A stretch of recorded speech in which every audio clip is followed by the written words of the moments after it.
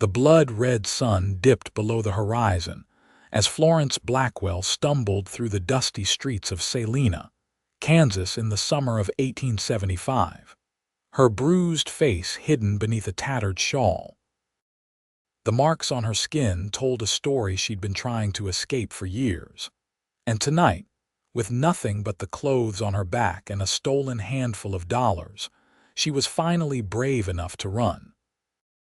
Florence had lived as a servant, though slave would be a more honest word, in the household of Silas Montgomery for 3 years.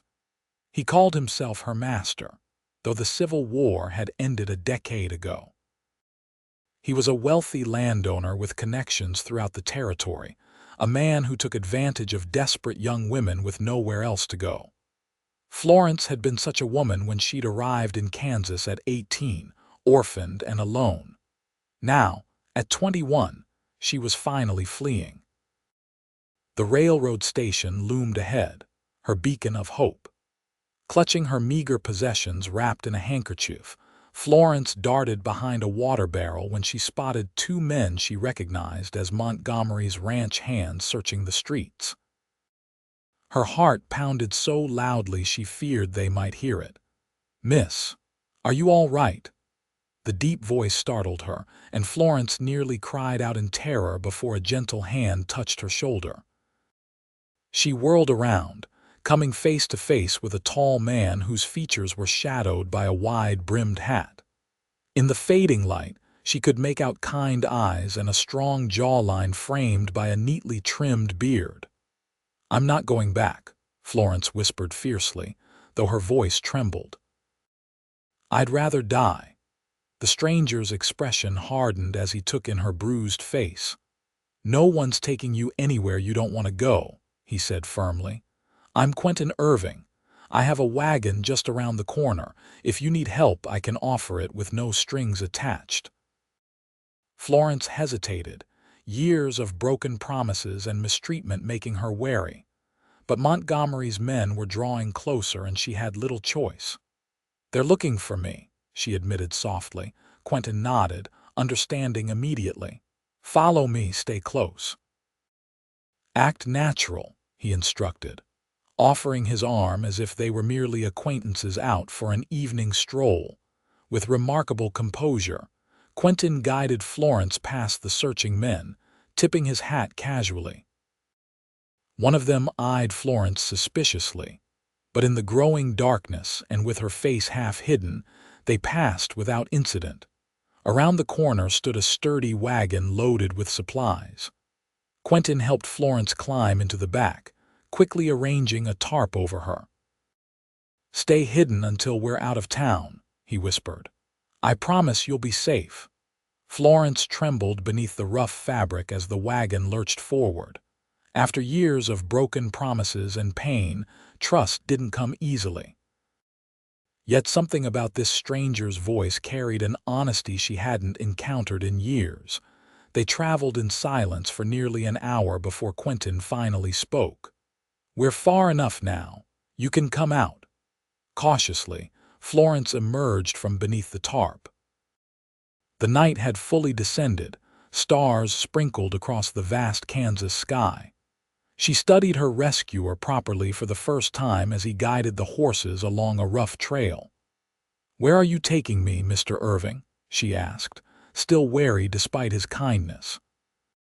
"My ranch is about 10 miles outside of Salina. You can stay there until you figure out where you're headed next," he offered. "I have a spare room. Door locks from the inside." He added that last part deliberately, and Florence felt a flicker of gratitude. "Why would you help a stranger?" Quentin was quiet for a moment. "Those bruises on your face tell me enough about what you're running from. I've seen it before." His voice hardened. "No one deserves to live in fear." Florence touched her swollen cheek self-consciously. The marks from Montgomery's latest beating were still fresh. She'd spilled a pitcher of milk that morning, a simple accident that had sent him into a rage. He has rules," she said quietly. "So many rules. Impossible ones. When they're broken, he punishes." Her voice trailed off. Quentin's knuckles whitened on the reins. "With me, there are no rules, only kindness. You're a free woman, miss. Florence Blackwell, Miss Blackwell. You're free to stay as long as you need, free to leave whenever you wish." They continued in comfortable silence for a while, the rhythmic clop of hooves and the occasional cry of a nighthawk the only sounds breaking the quiet. Florence gradually relaxed, her body exhausted from fear and running. "Thank you," she whispered eventually. "I have some money. I can pay for food and lodging." Quentin shook his head firmly. "Keep your money. You'll need it wherever you're headed next." As they approached Quentin's ranch, Florence was surprised by its modest but well-maintained appearance. A small two-story house stood beside a sturdy barn and corral. Several horses nickered softly as the wagon approached. "It's not much," Quentin said, helping Florence down from the wagon, "but it's peaceful." Inside, the house was simple but comfortable. A large stone fireplace dominated the main room, with worn but clean furniture arranged around it. Quentin lit several lamps, illuminating the space with warm, golden light. "Are you hungry?" he asked, moving toward the kitchen area. Florence nodded, suddenly aware that she hadn't eaten since morning. As promised, Quentin prepared a simple meal of beans, cornbread, and coffee.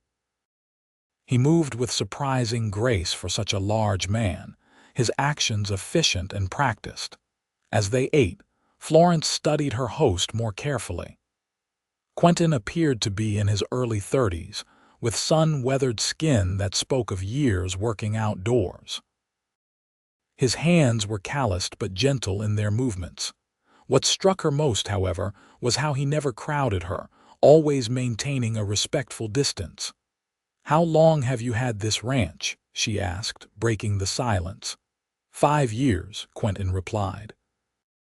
"Bought it after spending a decade driving cattle up from Texas, saved every penny to have a place of my own." "You live here alone?" A shadow crossed his face. "I do now. My wife Sarah passed 3 years ago. Fever took her." "I'm sorry," Florence said sincerely. Quentin nodded his acknowledgement. "What about you? Where were you heading tonight before trouble found you?" Florence stared into her coffee cup. "Anywhere, just away. I've worked for Silas Montgomery since I was 18. At first it was just a position as a housekeeper, but—" She swallowed hard. "He started calling himself my master after a few months, said I owed him for taking me in, that I had to work off a debt. There were rules, so many rules, when I broke them."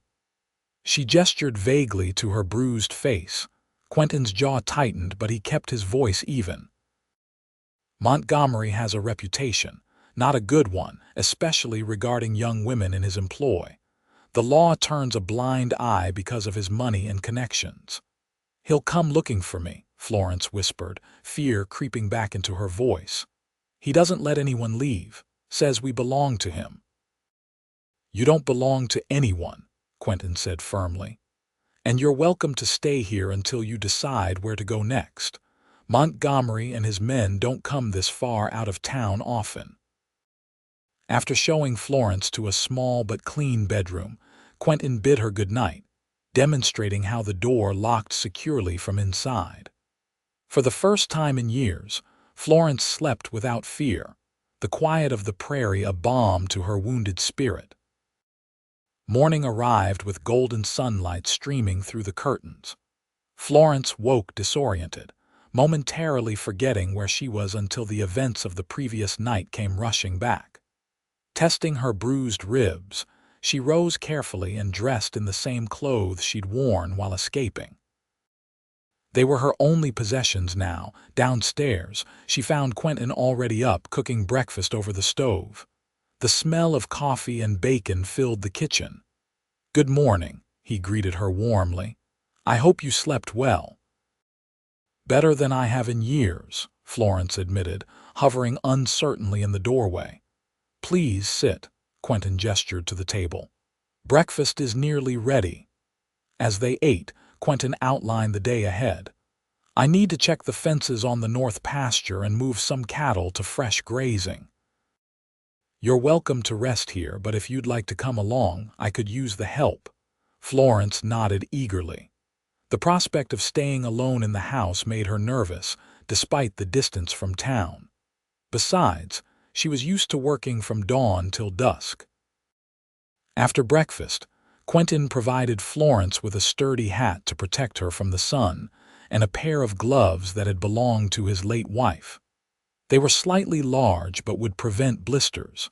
The day passed in a blur of activity. Florence proved herself adept at handling the gentle mare Quentin assigned her, having learned to ride during her childhood on her parents' small farm in Illinois before their deaths. She helped herd cattle, mended fences, and worked alongside Quentin with quiet efficiency. "You're good with horses," Quentin observed as they paused to water their mounts near midday. Florence stroked her mare's neck affectionately. "My father taught me when I was young. After my parents died of typhoid, I sold our farm to pay their debts. There wasn't much left afterward." "Is that how you ended up with Montgomery?" She nodded. "I traveled west looking for work. He offered a position when I reached Salina. I was grateful at first."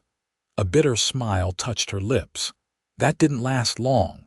Over the following days, a routine developed.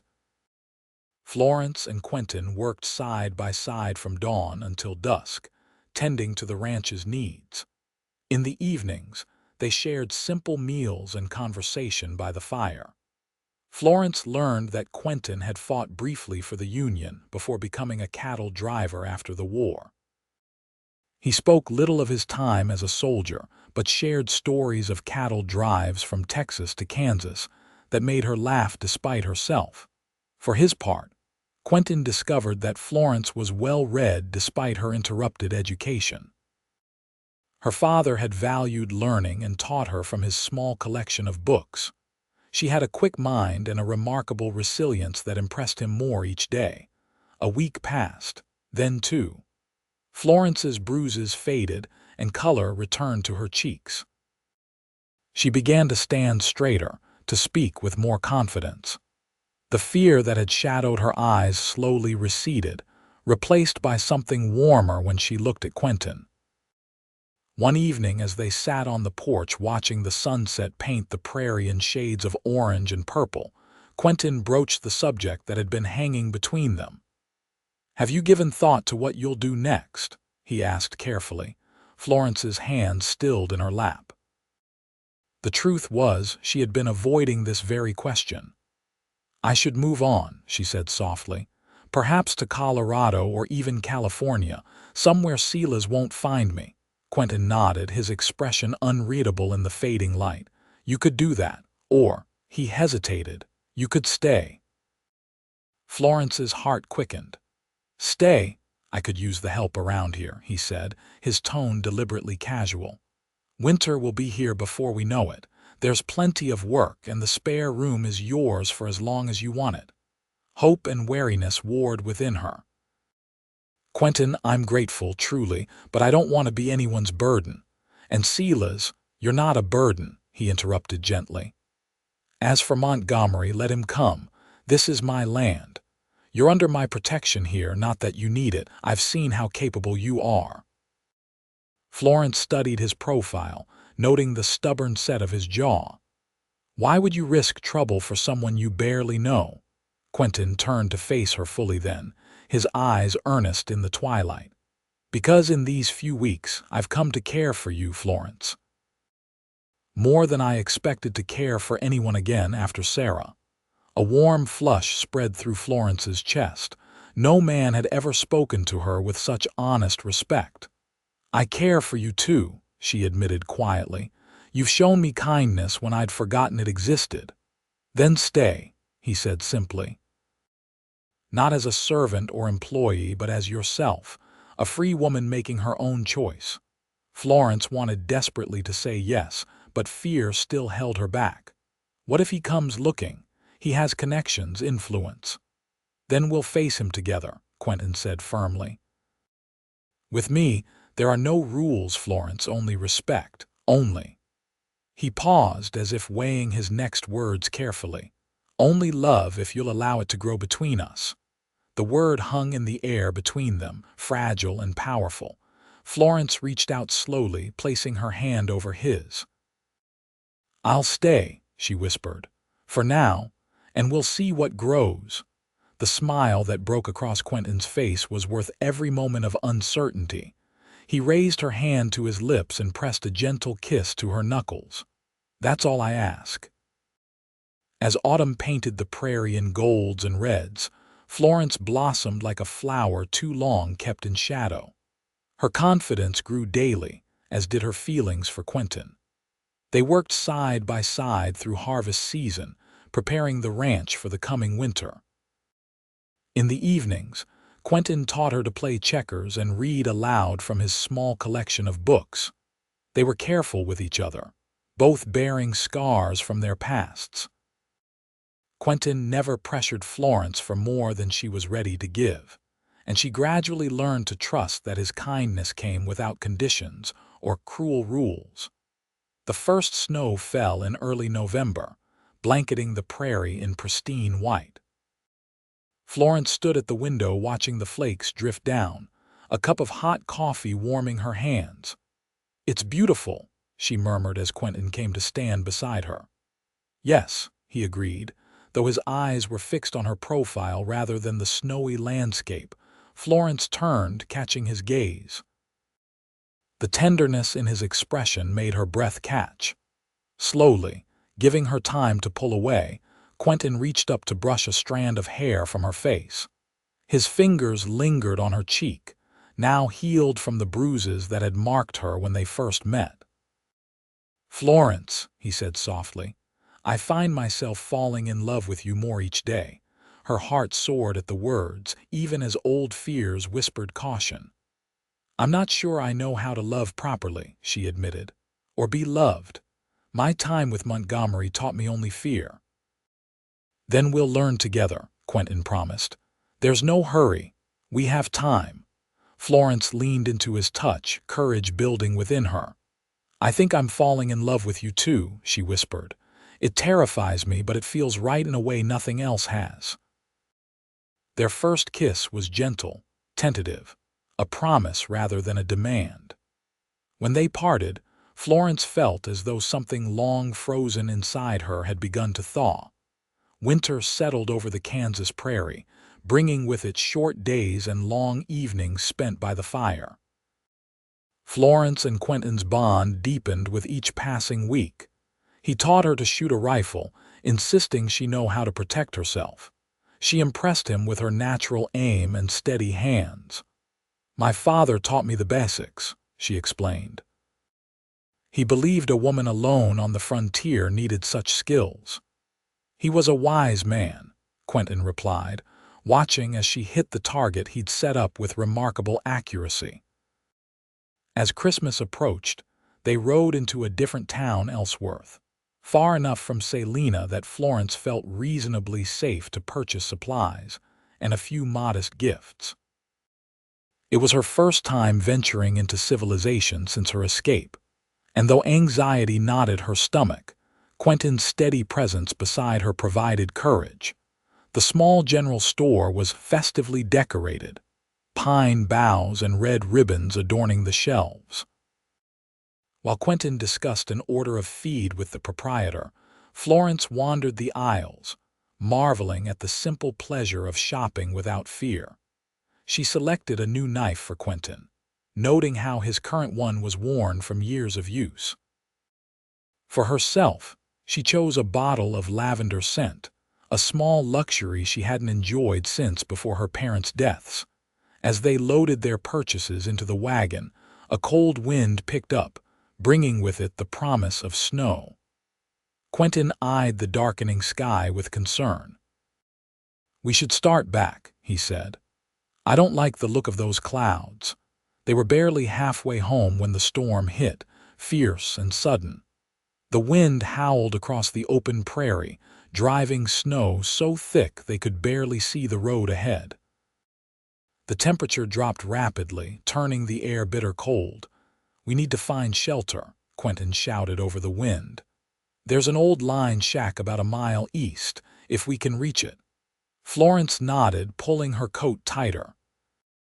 Fear prickled along her spine, not of Quentin but of the merciless prairie winter that had claimed many lives over the years. Quentin guided the struggling horses off the main trail, fighting the wind every step. The line shack, a simple one-room structure used by cowboys during cattle drives, appeared through the blowing snow like a miracle. Inside, it was bare but solid, with a small stone fireplace and a rough-hewn bed frame. Quentin quickly unloaded essential supplies while Florence gathered what wood she could find. Soon, a fire crackled in the hearth, pushing back the deadly cold. "We'll need to stay until the storm passes," Quentin said, settling the horses in a lean-to attached to the shack. "Could be morning or longer." Florence nodded, working to prepare a simple meal from their supplies. The forced intimacy of the tiny cabin might have frightened her once, but now, as they huddled near the fire eating beans and hardtack, she felt only gratitude for Quentin's presence. Night fell, intensifying the cold despite the fire. They spread blankets on the old bed frame, fully clothed against the chill. Hesitantly, Quentin put his arm around Florence. "For warmth," he explained, though his eyes said more. Florence nestled against him, finding comfort in his solid presence.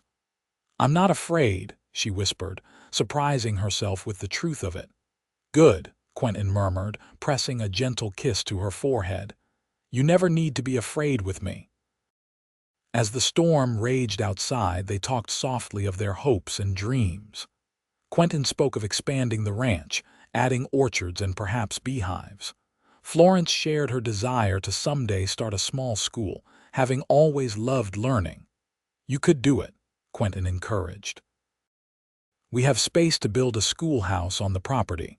There are families scattered around who'd welcome education for their children." "We?" Florence asked, catching his use of the plural. In the firelight, she saw color rise in his cheeks.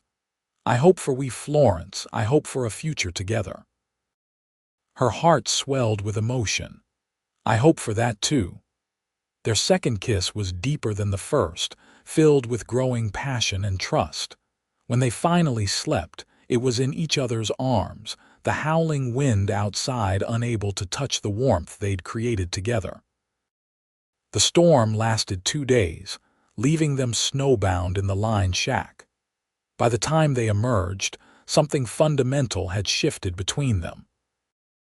They hadn't gone beyond kisses and tender embraces, both silently agreeing to wait until they were properly wed, but their commitment to each other was sealed nonetheless. When they finally returned to the ranch, it felt more like home to Florence than any place had since her childhood. That evening, as they settled before the fire, Quentin knelt before her chair. "I had planned something more romantic," he said with a rueful smile, "but life on the prairie rarely follows our plans." From his pocket, he withdrew a simple gold band. "This was my mother's. I'd be honored if you would wear it, Florence, if you would be my wife." Tears sprang to Florence's eyes, but they were tears of joy, not sorrow. "Yes," she whispered. "Yes, I'll be your wife." The kiss they shared sealed their promise to each other, a vow of protection and respect, of partnership and love. They were married 2 weeks later by a traveling preacher who stopped at the ranch during his circuit. It was a simple ceremony with no guests, just the two of them exchanging vows before God and the witness of the vast Kansas sky. Florence wore her best dress with pine boughs in her hair. Quentin had never looked so handsome in his clean shirt and polished boots. Their wedding night was tender and passionate, a beautiful discovery of each other. For Florence, who had only known cruelty at a man's hands, Quentin's gentle touch was a revelation. For the first time, she understood that physical love could be a gift freely given, not something to be feared or endured. Winter gave way to spring, bringing new life to the prairie and new happiness to the Irving ranch. Florence thrived as Quentin's wife and partner. Together they planted an expanded vegetable garden and began construction on a small schoolhouse where Florence could teach the children from neighboring farms. In April, as wildflowers dotted the prairie with splashes of color, Florence shared joyful news with her husband, a child. Quentin's face lit with wonder as he placed a gentle hand on her still flat stomach. "Our child," Florence nodded, her own happiness mirrored in his eyes. "Due in November, according to my calculations." Quentin gathered her close, his voice thick with emotion. "I never thought I'd know such happiness again." They celebrated their news privately, making plans for the baby's arrival as spring turned to summer. The schoolhouse was completed in June, and Florence began teaching 5 students from nearby farms 3 days a week. She discovered a natural talent for education, her patience and intelligence making her a beloved teacher. On a scorching July afternoon, as Florence was dismissing her students for the day, she spotted a cloud of dust on the horizon. Riders were approaching, at least 6 of them. An uneasy feeling settled in her stomach. Quentin was checking irrigation ditches in the far pasture. He wouldn't be back for hours. "Go straight home," she instructed her students firmly. "Don't stop on the way." The children scattered, sensing her concern. Florence retreated to the main house, her heart pounding as the riders drew closer. From the window, she watched them approach, and her blood ran cold when she recognized the man in the lead. Silas Montgomery had found her at last. Florence's hand trembled as she reached for the rifle Quentin kept by the door. Loading it quickly, she stepped onto the porch, weapon ready but not yet raised. Montgomery reined his horse to a stop, his pale eyes taking in the ranch before settling on Florence with a look of possessive rage. 5 men flanked him, including the sheriff from Salina, a man known to be firmly in Montgomery's pocket. "There's my property," Montgomery announced coldly. "I've come to retrieve what's mine, Sheriff." The sheriff nodded uncomfortably. "Mrs. Blackwell, these are serious allegations." "Mr. Montgomery claims you stole money and valuables before running away." "It's Mrs. Irving now," Florence said clearly, her voice steadier than her racing heart. "And I took nothing but what was rightfully mine, my freedom." Montgomery's face darkened with fury. "You belong to me, girl. I paid good money to bring you west. You owe me years of service." "I owe you nothing," Florence replied, gripping the rifle tighter. "Slavery ended a decade ago, though you never seemed to accept that fact." Now, the sheriff interjected, clearly hoping to avoid violence. "Let's discuss this reasonably." "Where's your husband, madam?" "Working our land," Florence answered, not taking her eyes off Montgomery. "But I speak for myself. I am a free woman, legally married and soon to be a mother." She placed her free hand protectively over her stomach. "Whatever claims Mr. Montgomery thinks he has are false." A flash of uncertainty crossed the sheriff's face at the mention of her pregnancy. Even in the lawless territories, harming an expectant mother was considered particularly heinous. Montgomery dismounted, ignoring the sheriff's warning to stay put. "You think marriage and a bastard in your belly protect you?" he sneered. "You broke my rules, Florence. You know the punishment for that." Florence raised the rifle, pointing it steadily at Montgomery's chest. "Take one more step, and you'll discover I'm an excellent shot." The standoff might have erupted into violence then if not for the sound of approaching hoofbeats. Quentin galloped into the yard, his face set in grim lines. He'd spotted the riders from the pasture and recognized the threat immediately. He dismounted smoothly, moving to stand beside Florence on the porch. His presence was calm but radiating dangerous intensity. "This is private property," he stated evenly.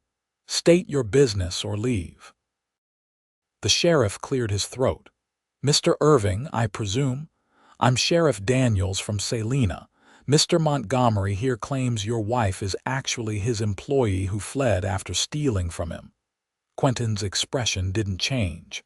"My wife is exactly where she belongs. As for theft, the only thief here is Montgomery, who stole years of Miss Blackwell's life through intimidation and abuse." Montgomery stepped forward, his hand hovering near his pistol. "This doesn't concern you, Cowboy. The girl is coming back with me to work off her debt." "The woman is my wife," Quentin corrected, his voice deadly quiet. "And she goes nowhere she doesn't choose to go." The tension crackled between them like lightning before a storm. Montgomery's men shifted uneasily, recognizing the dangerous determination in Quentin's stance. "Sheriff," Quentin continued, "I have documentation of our legal marriage. Furthermore, I have photographs documenting the condition Florence was in when she escaped Montgomery's employment." This was a bluff, but a calculated one. Photographs showing bruises and injuries consistent with severe abuse. I wonder how the territorial governor would respond to such evidence, especially given his recent campaign against those who continue to practice slavery in all but name. The sheriff paled slightly. The governor had indeed been cracking down on such practices, eager to present Kansas as a civilized state worthy of respect. "That's a lie," Montgomery snarled. "She was clumsy, always injuring herself." "I have witness testimony stating otherwise," Quentin continued smoothly. "Including from your former cook, Mrs. Abernathy, who left your employ last month." This wasn't a bluff. During a supply run to Ellsworth, Quentin had indeed encountered Montgomery's former cook, who had shared horrifying stories of his treatment of servants, particularly Florence. Uncertainty flashed across Montgomery's face. Mrs. Abernathy had witnessed much during her time in his household. The sheriff, sensing the shift in advantage, became noticeably less supportive of Montgomery's claims. "Perhaps we should verify these legal matters before proceeding," he suggested carefully. "If Mrs. Irving is indeed legally married and expecting a child—" "She's my property," Montgomery exploded, his careful facade crumbling to reveal the cruelty beneath. "She broke my rules and she'll pay the price." In his rage, he drew his pistol. Before he could aim it, Florence fired the rifle. The bullet struck the ground at Montgomery's feet, sending dirt spraying upward. "The next one won't miss," she promised, her voice unwavering as she calmly reloaded. The sheriff finally found his backbone. "That's enough, Montgomery.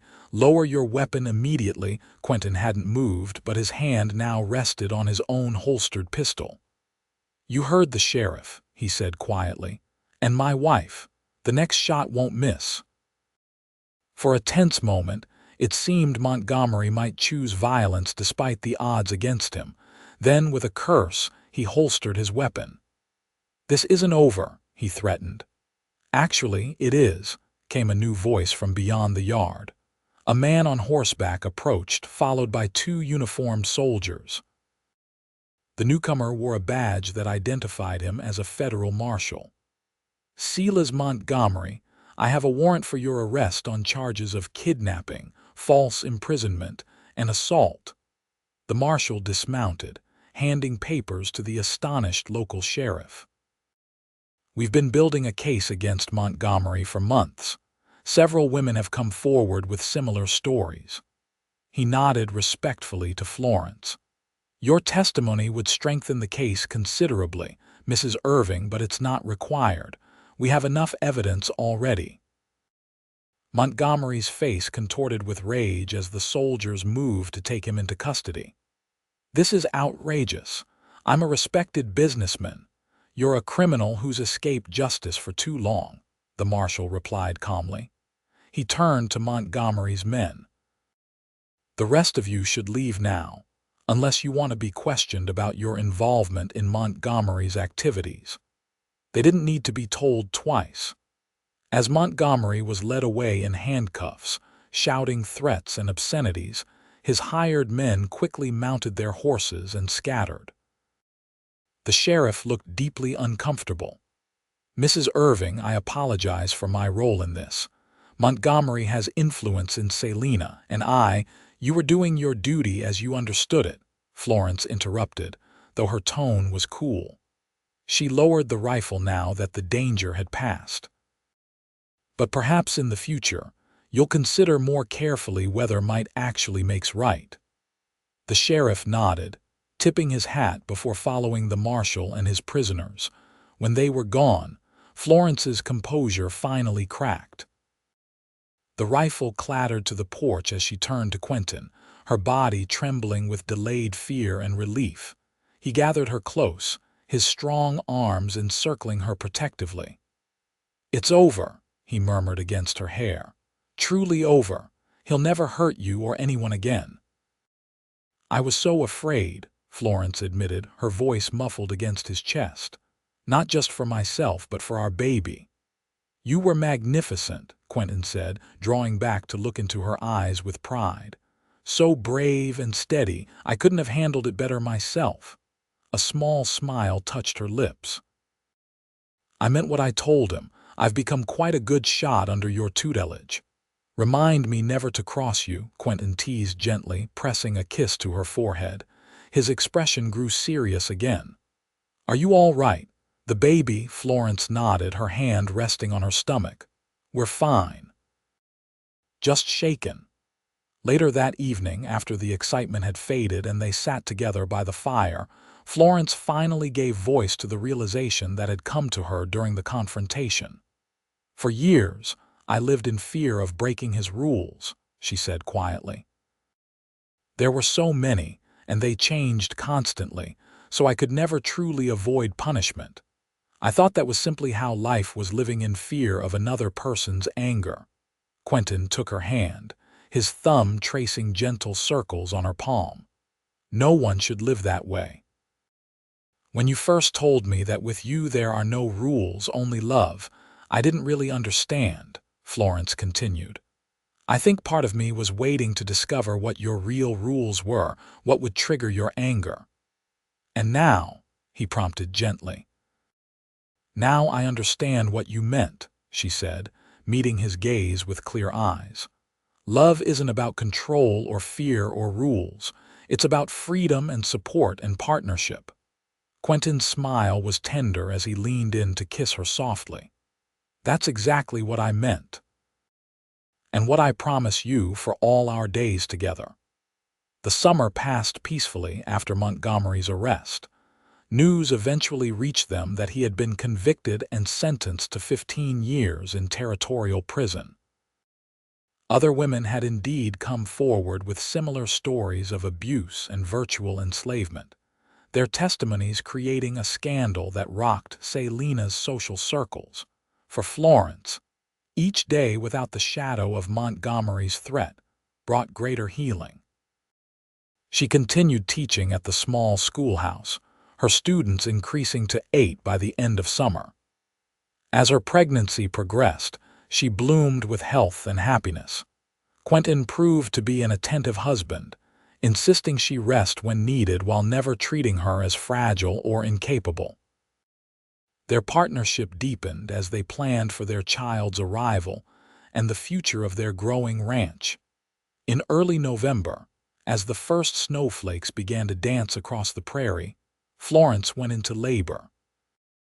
The midwife from a neighboring farm attended her, with Quentin refusing to be banished from the room as was customary. "My place is with my wife," he insisted, holding Florence's hand through each contraction.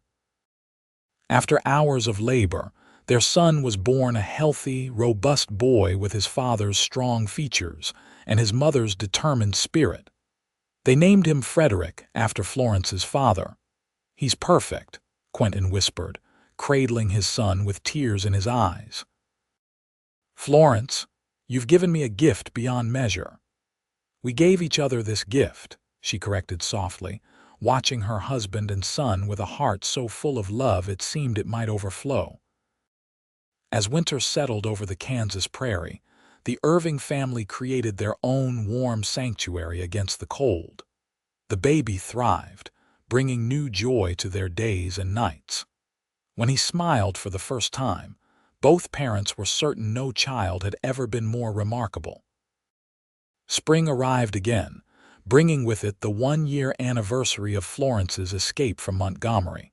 She and Quentin marked the day by planting a young oak tree near the house. "For our son," Quentin explained as they patted soil around the sapling's roots, "so he can watch it grow as he grows." "And for us," Florence added, "a symbol of the roots we've put down here together." Quentin wrapped his arms around her waist, pulling her back against his chest as they surveyed their land. The schoolhouse stood to the east, now serving 12 students 3 days a week. To the north, new fencing marked expanded grazing for their growing herd. Behind them, their home waited, solid and welcoming. "Did you ever imagine this?" Florence asked, leaning into her husband's embrace. "When you found me hiding behind that water barrel in Salina, did you ever think we'd be here now?" "I hoped," Quentin admitted. "Even then, there was something about you that called to me, not just the desire to protect you, but a recognition of someone brave and true." Florence turned in his arms, reaching up to trace the beloved lines of his face. "You gave me more than safety. You showed me what love truly is. And you taught me to love again when I thought that part of me had died with Sarah," he replied. "We saved each other, I think." As the sun set over their ranch, painting the sky in brilliant hues of orange and purple, they walked hand in hand back to their home where their son slept peacefully. The future stretched before them. Not without challenges, for life on the frontier was never easy but full of promise and possibility. 5 years later, the Irving ranch had nearly doubled in size. A second child, a daughter named Elizabeth, had joined Frederick, filling their home with laughter and activity. The schoolhouse had expanded to accommodate 20 students, with Florence now employing an assistant teacher 3 days a week. Montgomery had died in prison 2 years earlier, taking his threats and hatred to the grave.